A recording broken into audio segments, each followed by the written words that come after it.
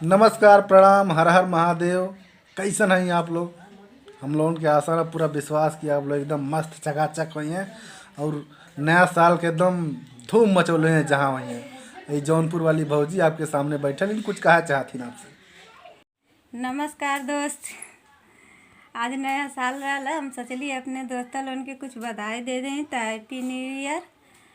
आप लोग जवन है कि आपके पूरा परिवार के हैप्पी न्यू ईयर करत है। आपको परिवार खुश रहे, आप खुश रहें और थोड़ा हमारो ध्यान देते रहें और जौनपुर वाली भौजी का भी सपोर्ट करत रहें। इस तरह सपोर्ट करत रही हैं तो जौन है कि अगले साल फिर मिले जाए, हैप्पी न्यू ईयर बोला का मौका मिली तो सपोर्ट इस तरह करत रहें ताकि हम आप लोगों से मिलत रही। हर साल ऐसे ही बनल रहे, खुशियाँ बनल रही और आपका परिवार खुश रही, आप हम भी खुश रह, आपको खुश रही हैं।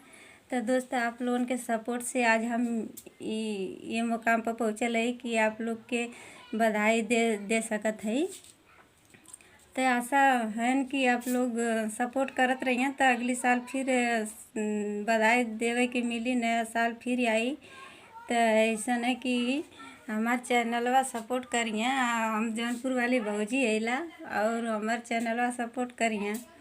तो हमार चैनलवा का नाम बा जौनपुर वाली भौजी 803। तो चैनलवा का ध्यान जरूर करिए ताकि दोबारा फिर मिली। बाय दोस्तों, हैप्पी न्यू ईयर।